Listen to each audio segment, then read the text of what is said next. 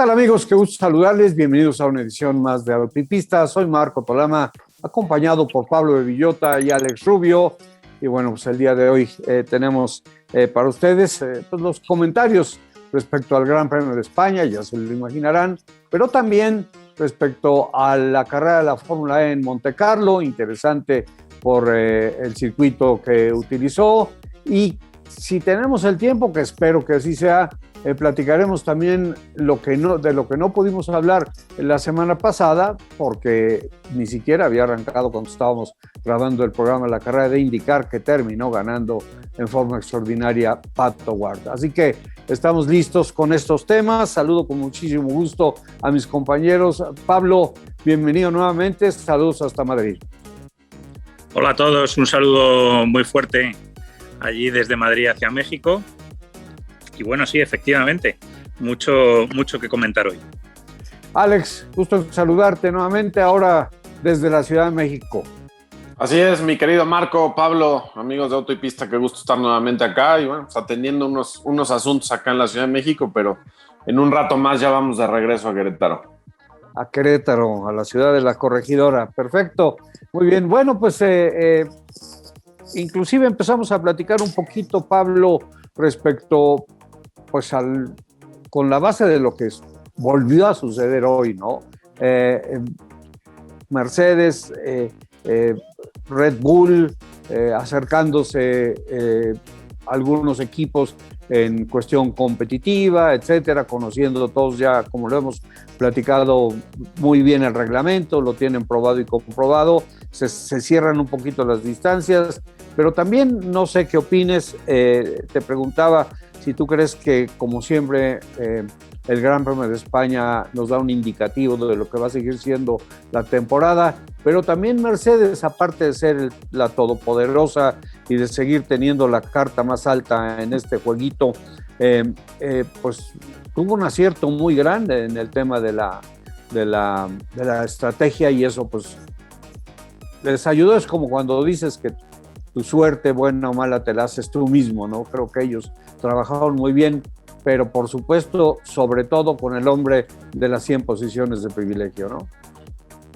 Sin duda. A ver, yo creo que nosotros en España aquí tenemos mucha suerte, por un lado, de tener una pista tan extraordinaria como es el circuito de Barcelona-Cataluña, pero por otro lado, esa pista tan buena es un terreno abonado para carreras siempre aburridísimas, porque se lo conocen tanto todos y sobre todo esa particularidad un poco aerodinámica que tiene hace que sea, una vez pasadas las 2-3 primeras vueltas, prácticamente imposible cambiar un poco lo que es el orden. Entonces lo que ocurre al final es que pues digamos se exagera mucho lo que son las debilidades y las fortalezas de todos los equipos, pilotos, cómo estén respecto a su coche. O sea, es decir, es el primer sitio quizás de verdad de toda la temporada donde no puede, entre comillas, nadie esconderse. O sea, es la fotocopia exacta de la situación de cada uno. Y al final, pues, lo que demuestra es que si Red Bull tradicionalmente se ha conocido como el coche más fuerte aerodinámicamente, en la pista donde es la quinta esencia de la aerodinámica, como es Barcelona, Mercedes al final estaba delante, como se ha visto en ritmo de carrera, en el desgaste de las llantas, en lo que es en la velocidad a una vuelta.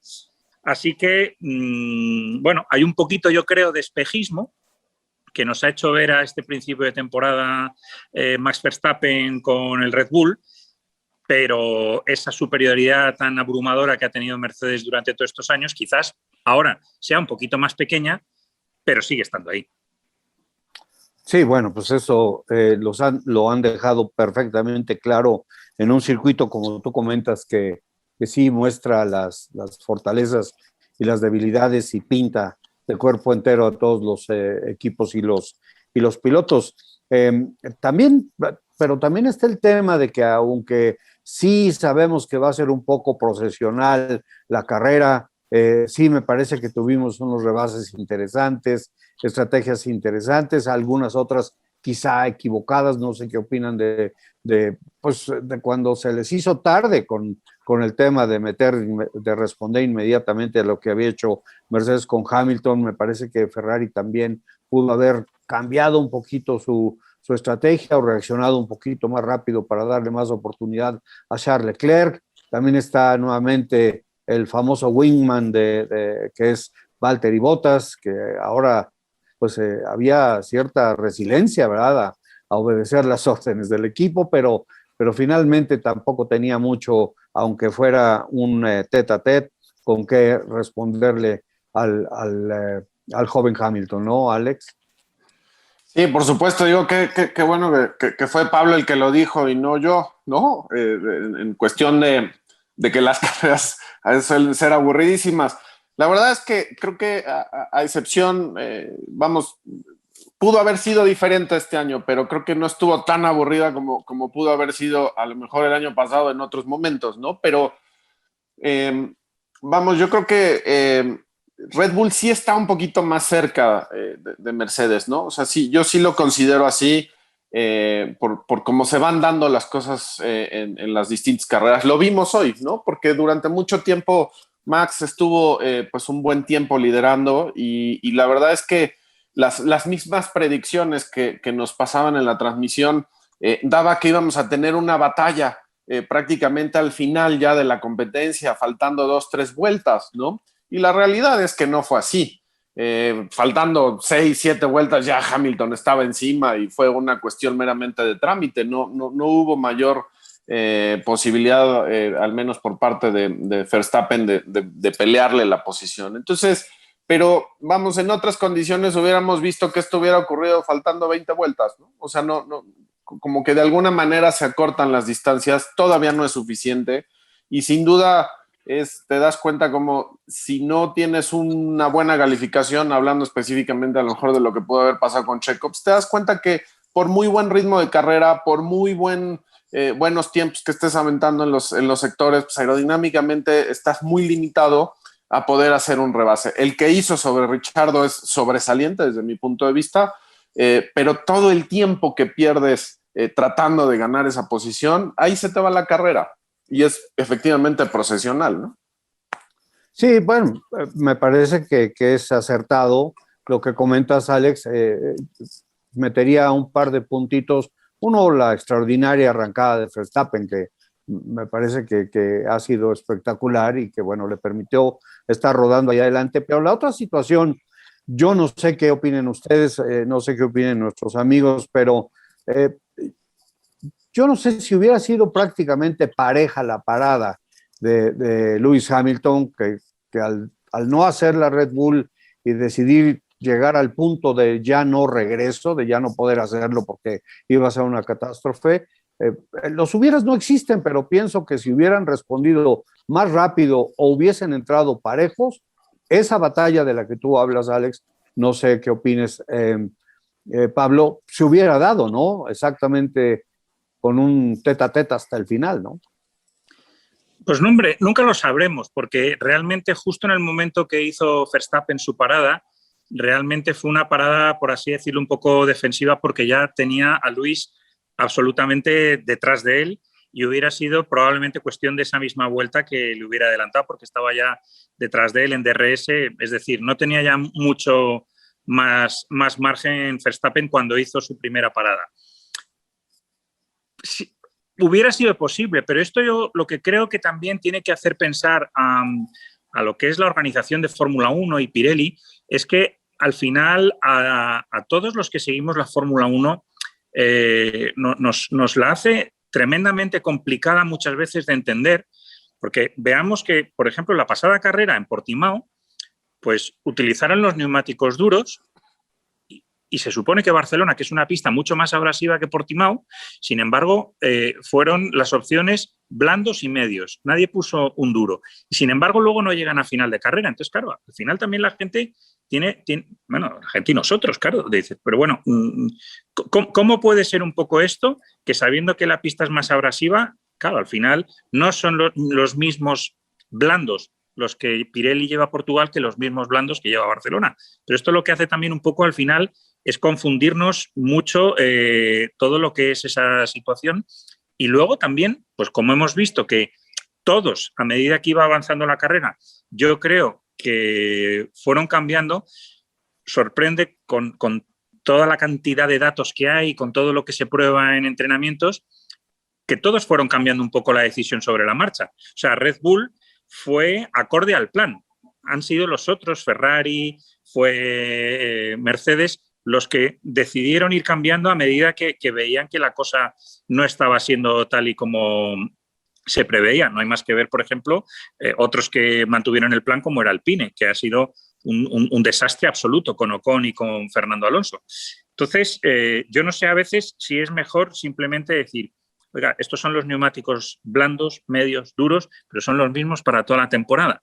Y así ya también nos ayuda un poco al final una cuestión que la hace tremendamente compleja de entender, ¿no? Sí, y bueno, y el papel que juegan, no tan cómodo en ese caso los comentaristas, los que están analizando la competencia, que bueno, pues se meterían en Honduras tratando de explicar esta situación, porque sí, como comenta Pablo, pues es muy difícil de seguir, ¿no?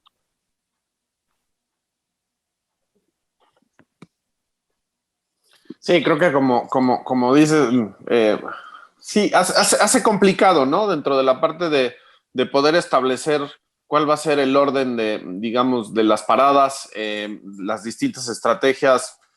Ahorita que decías, por ejemplo, en el caso de Alpine, ¿no? O sea, realmente Ocon logra salvar un poco la cuestión de los puntos porque solo se va una parada. Pero si hubiera seguido de alguna manera haciendo lo mismo que hizo Alonso, bueno, pues hubiera sido todavía más catastrófico el tema. Pero te das cuenta que en realidad, sí, de lo que mencionábamos un poco al principio, Mercedes está por encima. Sí, aquí es muy claro cómo aprovechan perfectamente bien, pues en este caso el error, porque creo que hoy Red Bull falló desde el muro, ¿no? Mandando una estrategia que no, el mantener una estrategia que no se pudo adaptar a lo que estaba sucediendo en la pista y eso los limita enormemente. Ahora, lo que sí es interesante es ver lo que hace Ferrari, porque creo que de alguna u otra forma, dentro de todas las cuestiones que hemos estado viendo, pues es el que de alguna manera pudo mantener una posición, un ritmo importante, digamos, dentro de lo que sus posibilidades le brindan, pero al contrario de lo que vimos con McLaren arranca bien y al final termina cayéndose una vez más, ¿no? Así que si le pudo funcionar un poco a Ferrari, no entiendo cómo no le funciona a Red Bull, ¿no? Quizás por Carlos, porque al entrar antes Carlos fue una decisión por la posición de carrera y obligó un poco a hacer un plan diferente.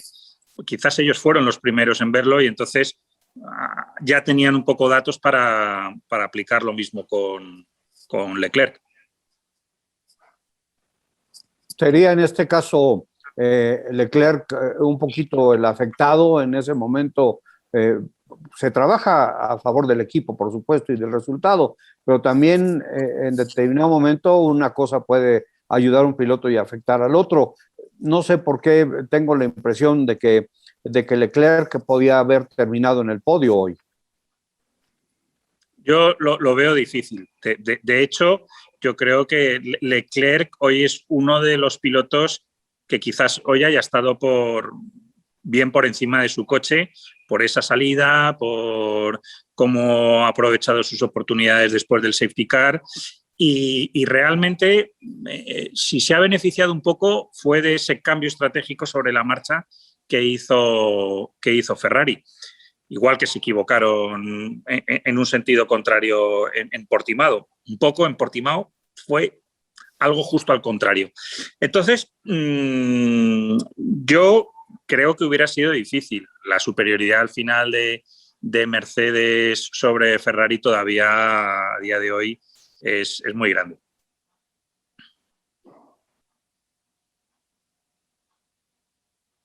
Sí, bueno, finalmente sobre Ferrari, como comentas, Pablo, sobre todos, ¿no? O sea, sí se están acercando en cierta manera, como comenta Alex, pero pues todavía no es lo suficiente como para poder también dar, como ellos lo hacen, un manazo sobre la mesa y tomar la carta más alta. Pero bueno, finalmente un podio al que ya nos estamos acostumbrando o al que ya nos tienen acostumbrados, ¿no? Con Bottas, que no creo que haya estado tan contento, repito, pues, por la situación de apoyar el equipo a Lewis Hamilton, que bueno, también la otra situación es pues, increíble, ¿no? Que llegó a su posición de privilegio número 100, es algo extraordinario, que desde luego con la victoria se ayuda mucho acercándose a la victoria número 100, que está camino a su octavo campeonato. Pues esto es una cosa realmente increíble, caray. Hombre, yo no le quiero, y yo soy un grandísimo admirador de Lewis Hamilton, creo que lo está demostrando también en estas carreras, pero también lo que se está viendo un poco este año es hasta qué punto Mercedes nos ha estado engañando y tomando el pelo durante todos estos años. Si el propio Paddy Lowe hace una semana hizo unas declaraciones que deliberadamente habían descomprimido el motor para no asustar y que forzaran un cambio reglamentario. Tal era la superioridad de Mercedes al comienzo de la era híbrida.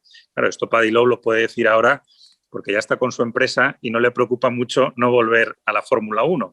Porque, claro, estas son ese tipo de declaraciones que ya como te ponen ahí la cruz y ya no vuelves a aparecer por el paddock. Él está ahora con una compañía de combustibles sintéticos y entonces pues habla con total libertad, pero que lo diga era un poco la confirmación de lo que muchos sospechábamos de hasta qué punto tenía esa superioridad Mercedes y que quizá, pues, hombre, de esas pole position, pues, sin quitarle ningún mérito a Lewis Hamilton, a mí muchas veces se me quedan en una estadística más. Ni lo quiero siquiera comparar con otros como Ayrton Senna, porque para empezar, en la época de Ayrton Senna se disputaban 15 grandes premios al año, ahora se disputan 23, es decir, no se puede comparar peras con manzanas. Y insisto siempre, sin quitar ningún mérito a Hamilton, que no cabe ninguna duda que es uno de los mejores de la historia. Sí, pues sí, definitivamente, y siempre recargándose uno en los números, pues qué se puede decir, ¿no? Porque eso es lo que va a aparecer en los libros de récords. Y bueno, pues, pero finalmente, pues cada quien hizo el trabajo que pudo hacer, buen trabajo, pienso yo, por parte de Hamilton, de Verstappen, del mismo Bottas, y nuestro piloto, Checo Pérez, esa pequeña situación, ese tropiezo que tuvo en la calificación, que prácticamente le echó a perder la oportunidad de poder quedar más adelante, como decía Alex, ya lo señala, lo deja en un lugar donde difícilmente va a poder pues avanzar, ¿no? Sin embargo, bueno, pues también él hizo lo suyo, el hombre que mejor sabe cuidar sus llantas, también trató de hacerlo lo mejor posible con estas, pero bueno, para lo que más le alcanzó fue para ese extraordinario rebase sobre Daniel Ricciardo. Pero, ¿qué opinan de la actuación, sobre todo en el tema, Pablo, Alex, de las comparaciones que son inevitables, ¿no? La diferencia de ritmo de carrera, la diferencia de la posición en la parrilla, la diferencia al final de la competencia en la cuestión de los tiempos, muy complicado para Checo, ¿no? Sí, por supuesto. Digo, si te atienes únicamente a cómo quedan las posiciones y los tiempos, Checo estuvo más cerca de ser lapeado que de estar en contención, ¿no? Y ahí tienes un indicativo muy claro, ¿no? De lo avasallante que puede ser a veces Hamilton y Mercedes, y que no refleja mucho de lo que realmente está pasando en la pista, porque puedes encontrar durante varias vueltas la posibilidad de ver cómo está entrando en un buen ritmo de carrera junto obviamente con los punteros, pero una vez que te quedas ahí atrapado en Barcelona con con algún piloto que va pues medio segundo, un segundo más lento que el resto, pues es prácticamente aventarte ahí a que haya una entrada a pits como para poder hacer el cambio de posiciones. Eso te va rezagando y te va relegando de la pelea. Entonces, en el caso de Checo, pues más allá de ese rebase que estuvo cocinando durante muchas y muchas vueltas detrás de Ricardo, finalmente se le da y lo hace de una manera, creo yo, soberbia, ¿no? Pero pues, para un resultado que no te deja más, ¿no? Sí, bueno, Es que adelante. efectivamente es un poco, lo hemos visto en Barcelona año tras año. Una vez que pasan esas 2-3 primeras vueltas, la carrera es como un chicle que se va estirando todas las distancias entre todos los pilotos, porque la naturaleza del trazado hace prácticamente imposible adelantar. El caso se puede ver el de Checo, pero si nos fijamos también las dificultades enormes que ha tenido Bottas para superar a un coche que claramente a día de hoy está por detrás, no es porque Bottas no tenga la capacidad, es porque se ha visto muy claramente en un momento dado que Checo, justo en el momento que iba también a tratar de hacer su rebase, en la curva 3, se ha salido porque aerodinámicamente no puedes ir detrás del coche. Y esa es una característica que pasa de forma especial en Barcelona y se ha visto con todos los coches de la parrilla. También ha habido un momento que Carlos Sainz estaba justo detrás de Ricciardo, tenía más ritmo que Ricciardo, pero no ha podido con él, porque en los momentos claves que puedes poner el coche justo por detrás, tienes que dejar espacio para que aerodinámicamente el alerón delantero funcione. Y a partir de ahí, pues ya no te da tiempo a poder intentar un rebufo para hacer un adelantamiento. Es decir, es una situación que se repite una y otra vez. Y efectivamente, como decía Alex, una vez que la clasificación y la primera vuelta, la salida, no te permite tener una de las posiciones de privilegio, inmediatamente vas a parecer peor piloto de lo que en realidad eres. Pero es una cuestión simplemente de que detrás de cada piloto tiene que dejarse un espacio y ese espacio se va aumentando a medida que avanza el pelotón y efectivamente, si acabas séptimo, pues acabas casi a una vuelta. Nada más que por esa cuestión de aerodinámica y de neumáticos que tienes que ir dejando espacio sobre el de delante. Yo espero, porque este no es un problema de ahora, este es un problema crónico de la Fórmula 1 ya que va para décadas. A ver si el año que viene, que cambia el reglamento, por fin no nos da unos coches que no haga al tren delantero tan excesivamente crítico y que de una vez por todas permita hacer rebufos para que no tengamos carreras de este tipo y situaciones así. Sí, estoy de acuerdo y bueno, y eso lleva a algunos pilotos a momentos críticos, ¿no? Como los que vivimos, si no mal recuerdo, con Alonso y con Stroll, que lo mandó hacia la parte exterior de la pista y hacia ese tope o como le llaman, banana o lo que estaba ahí, que le tuvo que devolver la posición. Y también, bueno, pues lo mismo con el comentario que hacías, Alex, de Checo, que se quedó, o tú, Pablo, sin aire, ¿no? O que entró al famoso aire sucio, como le llaman, y que pues perdió ahí un segundo y pico y tuvo que empezar a trabajar otra vez para recuperar lo que más o menos había ganado. Pero esas son las situaciones a las que se ven empujados los pilotos para poder rebasar, y vimos rebases que fueron críticos, inclusive llamadas de atención por los movimientos de zigzag, como los hacía el australiano Ricardo, pero es precisamente provocados por esa situación. Si les parece, vamos a hacer nuestra pausa de medio programa. Regresamos, comentamos un poquito del Gran Premio de España, que nos deja a un Hamilton con 94 puntos ahí, pero también pues no está tan lejos con 80 Verstappen, y Checo Pérez tiene 32, cuando menos está sumando, y eso es algo de lo que buscaba Red Bull con él y que podría mejorar. Este fue el cuarto Gran Premio de la temporada. Sí se esperaba un poquito más para conocer cómo viene lo demás, pero pues ya Pablo nos lo dijo, ¿no? pues ya puso la muestra Mercedes y yo creo que vamos a seguir viendo un poco más de lo mismo. Así que si les parece, hacemos nuestra pausa y volvemos con más. Gracias por acompañarnos como siempre el día de hoy aquí, amigos, en Auto y Pista. Bueno, pues estamos de regreso y bueno, finalmente, pues si quieres comentar algo respecto a lo que te haya quedado ahí en el tintero del Gran Premio, Pablo, adelante, igual, Alex. Sí, yo lo que me quedo es que vamos a ver una lucha muy cara realmente por la tercera plaza en constructores, aunque Ferrari parece que está un poquito por delante de McLaren. Yo creo que McLaren, Ferrari, Alpine nos van a dar muy buenas carreras. Hoy Alpine se equivocó estrepitosamente con la estrategia, tratando de mantener los dos coches en pista.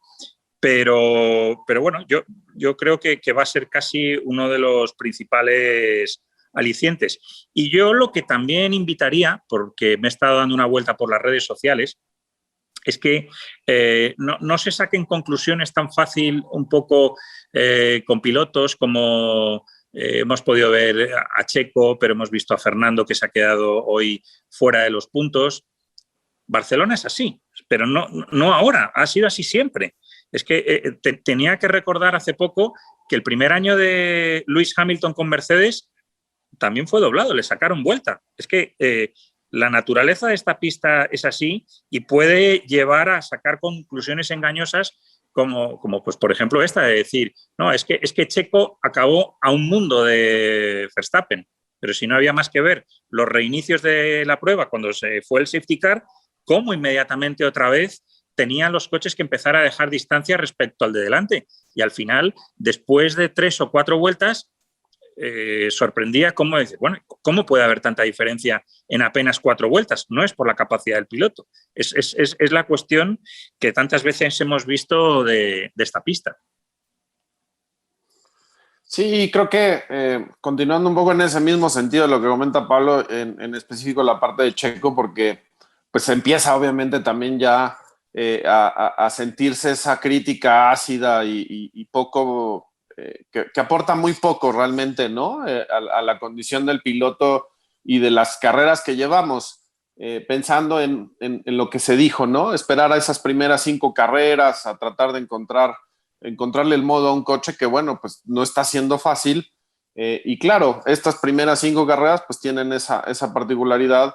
Viene Mónaco, ¿no? Que tampoco va a ser absolutamente nada que pueda reflejar el nivel. Exacto, va a ser prácticamente lo mismo, un poquito todavía más angosto el tema, pero pues realmente yo pensaría incluso hasta después de Azerbaiyán, o sea, vámonos a Turquía, ¿no? Donde realmente creo que vamos a empezar a ver ya ese proceso de desarrollo de pilotos como Checo y también como de un Daniel Ricciardo, ¿no? Que tampoco había encontrado o no ha estado encontrando ese ritmo que se le caracteriza y perdiendo incluso contra su coequipero. Entonces, como que todavía nos falta un tramito para ver lo que la temporada, espero yo, se convierta no en lo que llevamos hasta ahorita con ese dominio, ¿no? De Mercedes y de Hamilton, porque pues estábamos con un interés particular en el arranque de esta temporada de que pudiera ser distinto, ¿no? Sí, y difícilmente podemos esperar, como comentaba hace rato Pablo, algo igual a lo del año pasado. Lo digo también por Turquía, ¿no? Lo que vivimos en Portimao es diferente, muy, muy diferente, y también se habla de que podrían en determinado momento cancelar a Turquía por ahí por algunas situaciones, no me acuerdo muy bien si son políticas o sanitarias, pero estaría un poco en peligro. Y bueno, si les parece, pues sigue Montecarlo para la Fórmula 1 y Montecarlo ya nos dejó la experiencia de la Fórmula E. La carrera interesante, primero por la decisión de utilizar ya sin estar ahí inventándole, porque se presta el circuito de Gran Premio de Montecarlo, ¿no? Me parece que fue un acierto, que le vino bien a la Fórmula E. Vamos a tener prácticamente el mismo ejemplo de la Fórmula E con el Autódromo Miguel E. Abed en Puebla. Van a utilizar la pista que se usó para el Campeonato Mundial de el WTCC de los autos turismo, y tuvieron una buena carrera. Siento que escogieron, porque sí era complicado, me parece, un buen lugar para recargar energía, terminando Massenet en la curva que da al casino. En la parte exterior es donde recargaron la energía, me parece que quedó muy bien. Y después, bueno, pues una competencia cuyo cierre, pues sí fue un poquito lo que hubiéramos deseado en el Gran Premio de España con esa victoria de Antonio Félix da Costa, ¿no? Sí, es un poco paradójico esto que comentas, porque se habla un poco como que Mónaco, si podía resultar demasiado grande para la Fórmula E, y realmente Mónaco se ha quedado demasiado pequeño para la Fórmula 1. Ahora ya son tan grandes los coches, los rebases son prácticamente imposibles, porque casi poco menos que los coches no caben en la pista, pero bueno, sí, es una buena cosa ya que casi por primera vez ruede, a pesar de esas extremas diferencias, bueno, en un trazado parecido. A mí lo que pasa es que con la Fórmula E me sigue pasando un poco lo mismo que pasa con la Fórmula 1 actual.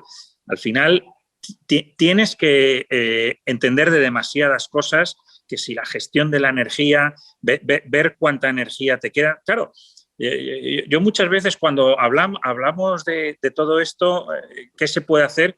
Yo siempre digo, el éxito de un deporte es que te lo pongan en pantalla y no te tengan que estar explicando miles de cosas para que sepas quién va ganando. Cuando ya hay tantísimas cosas, a mí realmente se me hizo, fue muy emocionante, pero al mismo tiempo complejo de seguir porque no sabes exactamente eso que hablan todos los pilotos. Bueno, estaba gestionando mi energía, ¿no? De lo que son de las baterías. Pero bueno, oye, y todo esto quizás también son pasos que hay que dar. Como seminarios de ciencia, ¿no? ¿Ustedes creen que hayan los ingenieros abusado de sus capacidades y convertido esto en una guerra tecnológica impresionante? Porque además, bueno, pues tanto en la Fórmula E, que va avanzando en ese sentido, con la Fórmula 1, que es increíble por las cuestiones técnicas y lo que ha logrado hacerse con las plantas de poder o las unidades de potencia, es de veras impresionante. Sin embargo, también nos lleva a lo que comenta Pablo, ¿no? A que todo eso tiene que ser, pues, no sé, ya tiene que haber maestros de ciencia y de física y ahí platicando de todo el tema para que el aficionado pueda entender, porque muchas veces mencionas las redes sociales, Pablo, ves los comentarios de algunos aficionados tan lejos de poder estar de la realidad, porque no conocen, porque no entienden, pero no porque no porque sean incapaces, sino porque no pueden tener las bases adecuadas para poder opinar también adecuadamente, ¿no? Sin duda.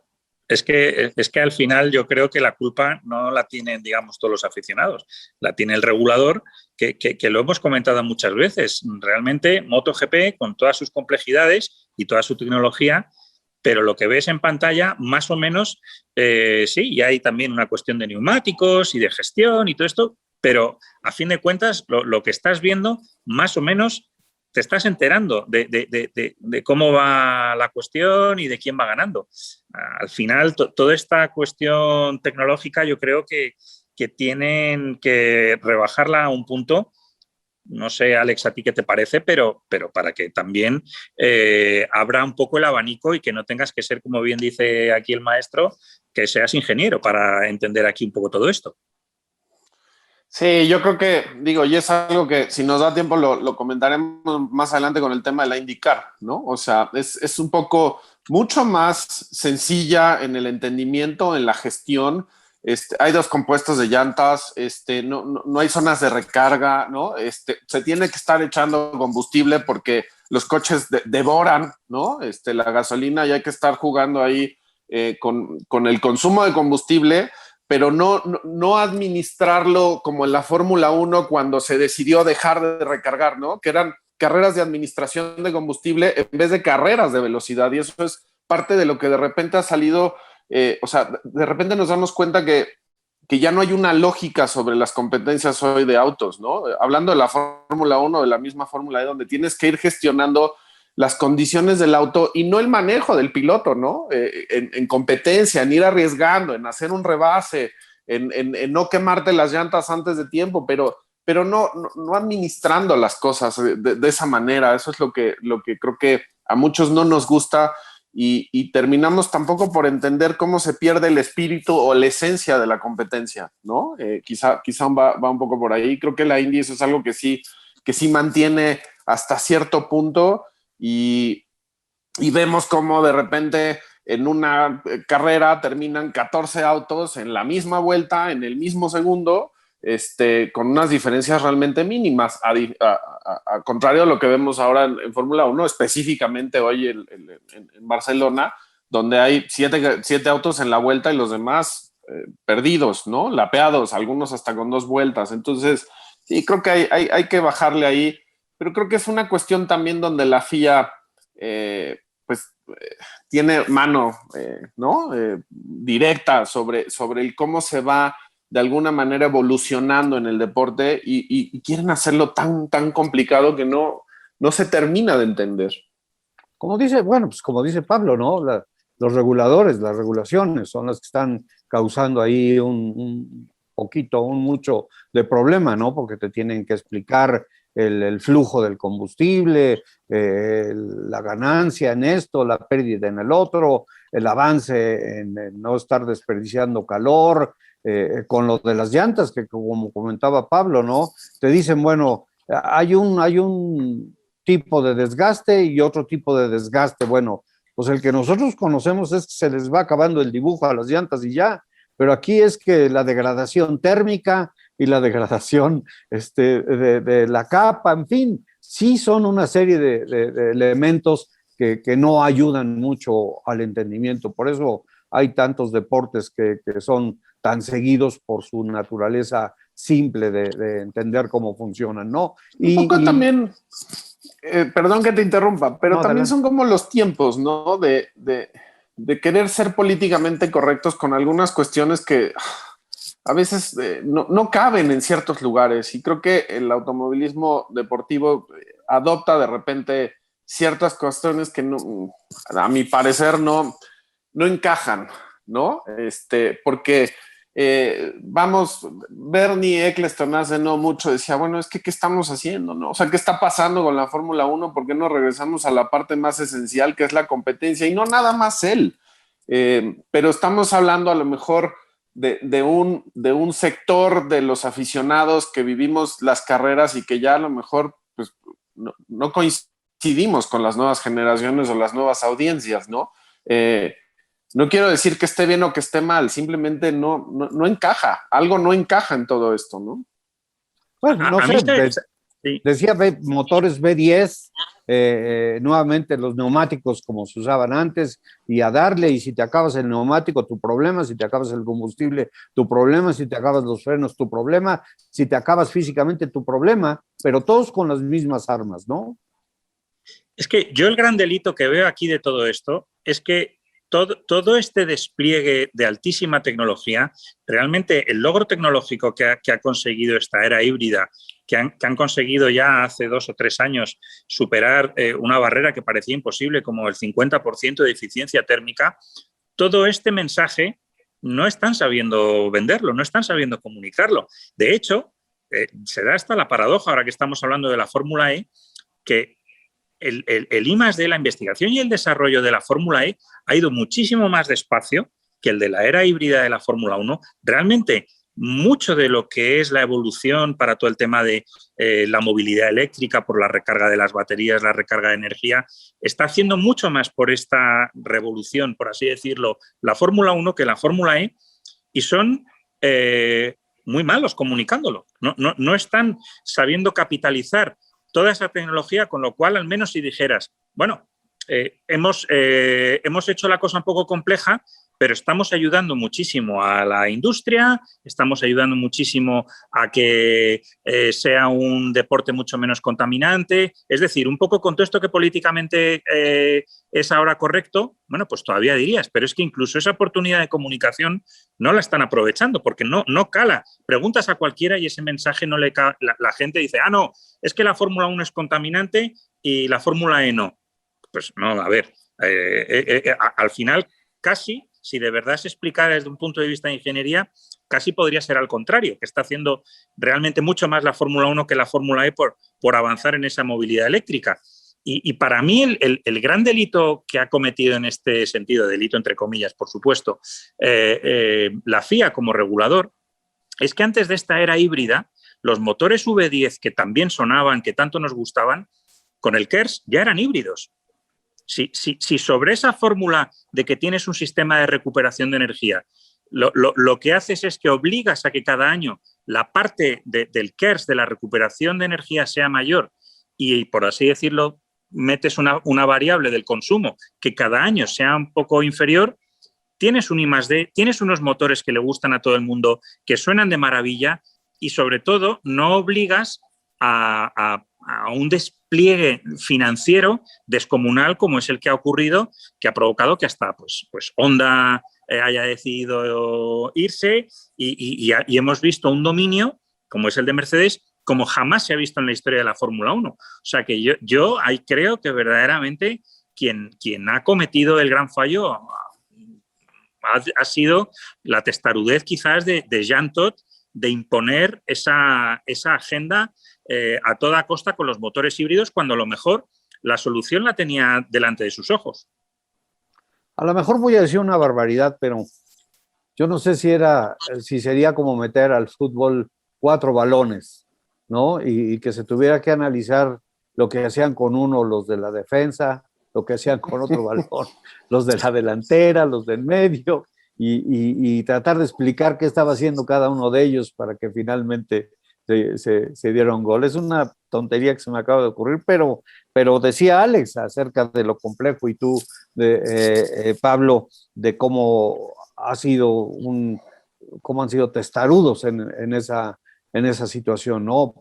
Por un lado las políticas, creyendo que están trabajando muy bien por lo verde, que se ha sido como una bandera del presidente de la FIA, en fin, ¿no? Por eso el gran apoyo. Todo tiene su chiste, todo tiene su beneficio, todo tiene su atractivo, pero están siendo las cosas caras y complejas cuando podrían ser un poco más sencillas, ¿no? Si es que puedo resumir un poquito lo que acaban ustedes de comentar. Y bueno, ya nada más regresando a la cuestión deportiva, pues gana Antonio Félix da Costa, Robin Frings queda en el segundo lugar, le quitan la posibilidad a Mitch Evans de subir a la parte más alta del podio y Frings se coloca a la cabeza del campeonato. Así van a llegar a Puebla. Vamos a ver qué tal se pone la cosa aquí, porque es una fecha doble, ¿no? Son 2 carreras y seguramente va a estar interesante. Y bueno, pues y nos vamos a esa categoría tan atractiva que en alguna época,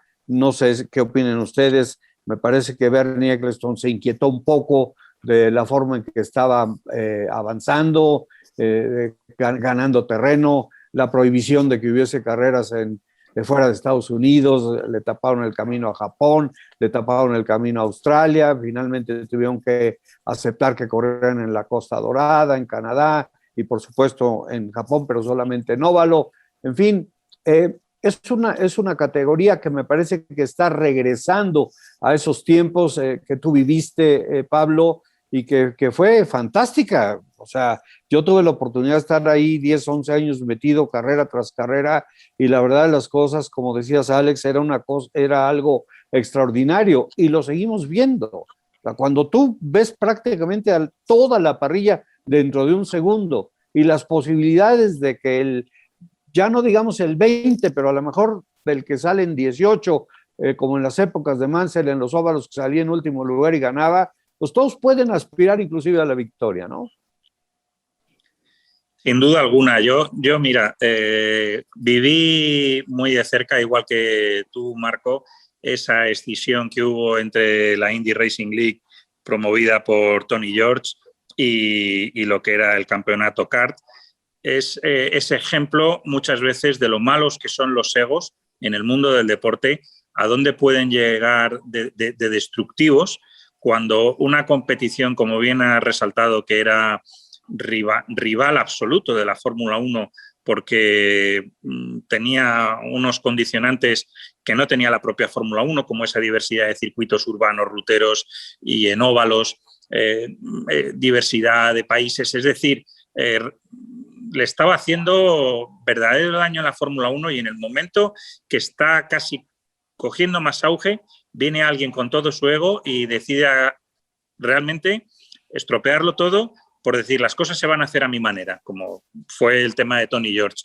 Yo tengo que reconocer que cuando hace ya un año las hermanas de Tony George despidieron a su hermano, le quitaron de todos los cargos y vendió el óvalo de Indianápolis a Roger Penske, yo dije, bueno, mira, la justicia divina tarda, pero muchas veces llega para todos estos que causan estos destrozos. Y efectivamente, pues bueno, ha sido una larga travesía en el desierto, pero sobre los mismos fundamentos que la hizo grande en su época, pues yo creo que el campeonato está resurgiendo precisamente por esta cosa que en un principio parece tan simple, pero que muchas veces olvidan los promotores, que es decir, oiga, vayamos a darle lo que quiere la gente, vayamos a dar un espectáculo simple, accesible y que pueda haber una mezcla de pilotos veteranos y pilotos jóvenes, y es lo que están consiguiendo. Parece una fórmula muy simple, pero lo que hemos visto es que muchas veces esa testarudez de mucha gente que está arriba pues es un freno, y yo me alegro muchísimo y sobre todo me estoy alegrando que lo que está, digamos, tirando de ese tren es ese trío de jóvenes talentosos como son Pato, Alex Palou y McLaughlin.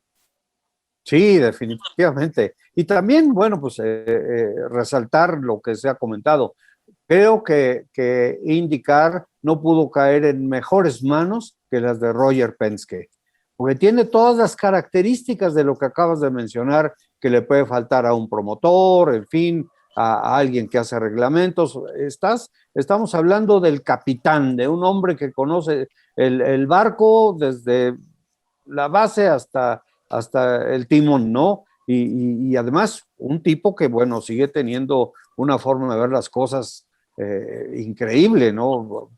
Yo me estaba pensando el otro día, algo vio Roger Penske como para abandonar a Acura porque ahora resulta que lo que estaba trabajando era algo que acaba de ser una sorpresa muy, muy grande, que es volverse a unir con Porsche.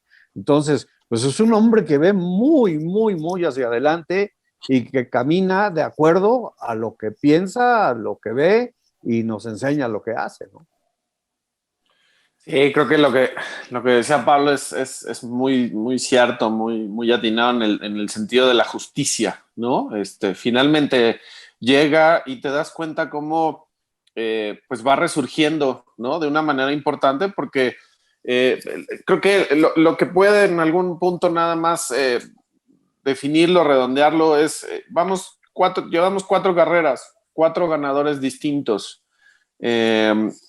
Que en el caso, bueno, de Dixon y de Alex, pues comparten equipo, pero los demás son distintos, ¿no? Entonces, te das cuenta de todas las posibilidades, el abanico de posibilidades que tiene la categoría de tener un protagonista diferente en cada una de las carreras.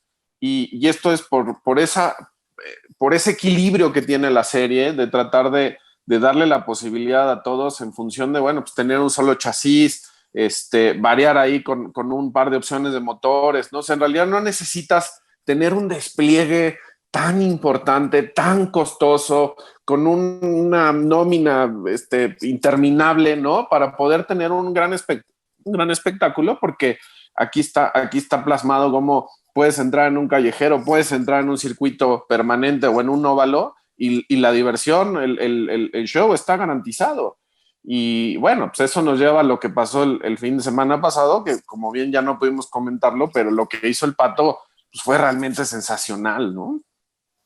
Sí, caray, bueno, espero que no se contamine mucho la cosa, porque ya se está hablando de lo híbrido ahí en IndyCar nuevamente nos vamos al tema de quedar bien políticamente, pero bueno, habrá que ver, por lo pronto pues está lo que está. Fíjate, Pablo, que yo añadiría a esos tres pilotos que mencionaste, acertadísimo, Alex Palou, Pato y el neozelandés McLaughlin, añadiría a Colton Herta.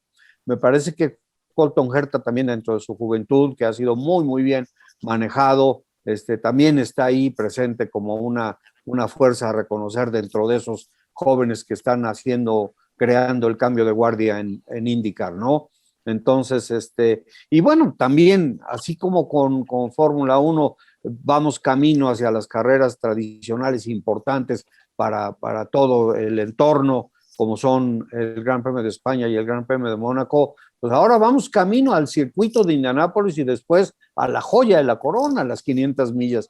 Y creo que regresando al tema de la victoria de Pato Ward, que fue extraordinaria, en una carrera en la que afortunadamente los de adelante se salvaron cuando hubo ese fuerte accidente en la arrancada, pues le permitió seguir trabajando y peleando junto con los demás hasta el momento de ganarle a alguien que le hizo víctima de cuando menos en dos ocasiones de quitarle el triunfo, como fue Joseph Newgarden. Es sorprendente el trabajo que hizo el equipo, como sorprendente fue el trabajo que hizo el piloto, sobre todo cuando llegó un momento en que se lanzó, yo no sé si con más valentía que con talento sobre ese rebase tan especial de Newgarden, y tuvo que hacer acopio de toda su habilidad y rapidez con las manos para que no terminara eso en un desastre, ¿no? Fíjate lo que comentabas del capitán Roger Penske, que sus coches están presentes en el campeonato que él promueve y los equipos tienen la certeza y la confianza de que no se está beneficiando de esa posición, de esa doble posición de participante y promotor. Eso ya te dice todo de lo que es la actitud y la rectitud de una persona a la hora la ética, ¿no? de trabajar, la ética, exactamente. Así que, tengo muchas ganas de ver este año esas 500 millas de Indianápolis porque creo que verdaderamente está llegando la competición a un punto que es ese duelo generacional en el que, como acertadamente incluías a Colton Herta, yo creo que va a ser muy bonito de ver precisamente en Indianápolis, que hasta se van a incorporar pues nombres muy brillantes, ¿no? de ediciones pasadas. Así que sí, estoy realmente... Y se está siguiendo mucho que tradicionalmente, quizás por la distancia, la diferencia horaria, todas estas cosas, no se seguía mucho. Se está empezando a seguir aquí en España de nuevo la serie. Sí, principalmente por lo que está haciendo Alex Palou y con toda la razón, ¿no?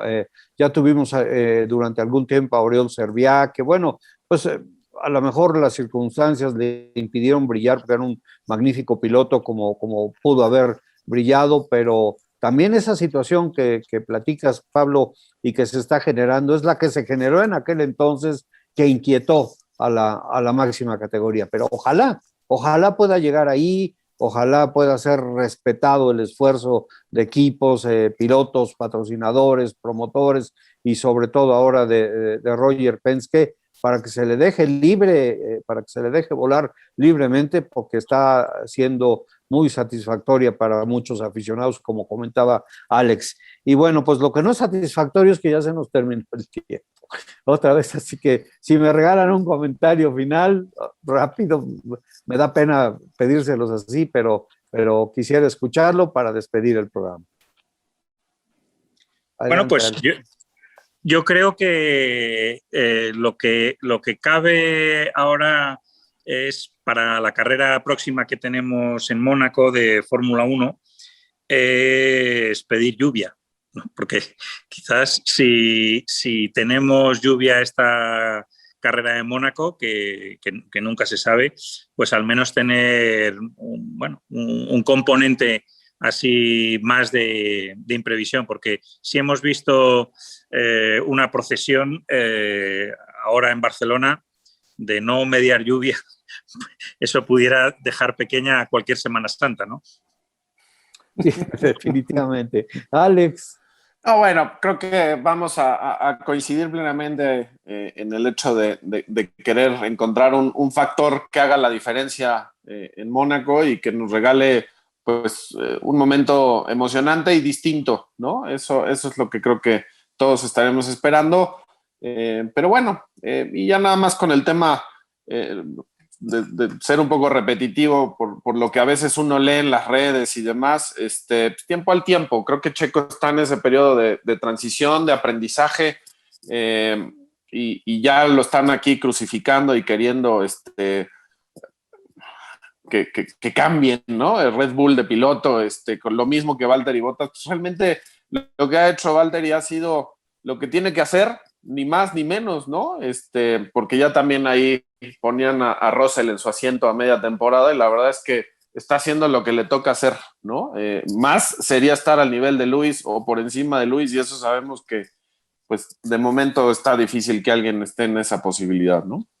Y quizá tenga algo que ver con lo que platicábamos hace un momento. No hay de repente una información que le pueda permitir al aficionado tener la perspectiva adecuada de lo que está viendo, de lo que le está gustando, porque pues, ha crecido mucho la afición. Checo ha propiciado esto, la misma categoría por el interés, en fin, las otras series, por lo que ahora pueden hacer los medios de comunicación y las redes sociales, ayuda a que esto crezca exponencialmente. Entonces, mientras más se pueda atender ese tema con los aficionados, más velas prendidas quedarán. Ojalá ese pueda ser el caso en lo que viene y que todo mundo pues haga lo mejor que pueda hacer, no sobreregular, no inventar, no aprovecharse y que todo pues siempre buscando lo idóneo, ¿no? Camine lo mejor posible, ¿no? Así que pues Si es que, fíjate,